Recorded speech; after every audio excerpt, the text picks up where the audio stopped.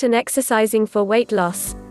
Obesity is now being called an epidemic in the health community.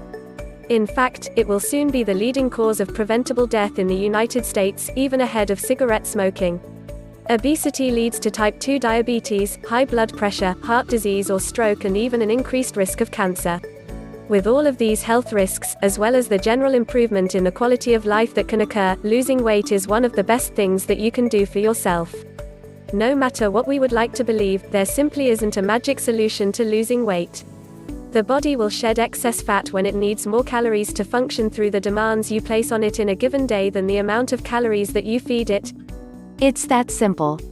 So, in order to lose weight, you need to decrease the number of calories that you eat as well as increase the amount that you burn.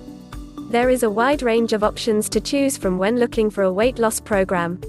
All of them often spend a lot of time explaining what to eat, in what amounts, and even at what times or in what combinations.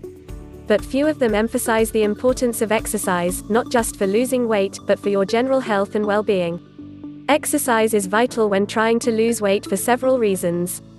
First, as you start to eat less, your metabolism will slow down somewhat. Exercising helps to elevate your metabolism back to an efficient level. Second, as mentioned, exercise burns more calories so that you can lose weight faster and stay motivated in your efforts. Third, exercise actually releases endorphins, chemicals that keep your mood elevated.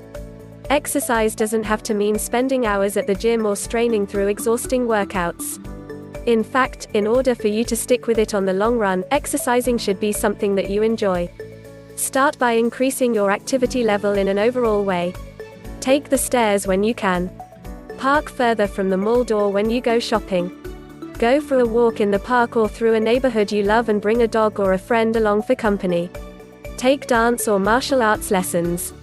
Once you become more active in general, you'll find it easier and more natural to move into regular exercise, which you'll need to do eventually in order to get regular, noticeable health benefits. You need to raise your heart rate to a fat-burning level and keep it there for at least 20 minutes, 3 times or more a week. However, if you don't want to go to a gym, there are other options.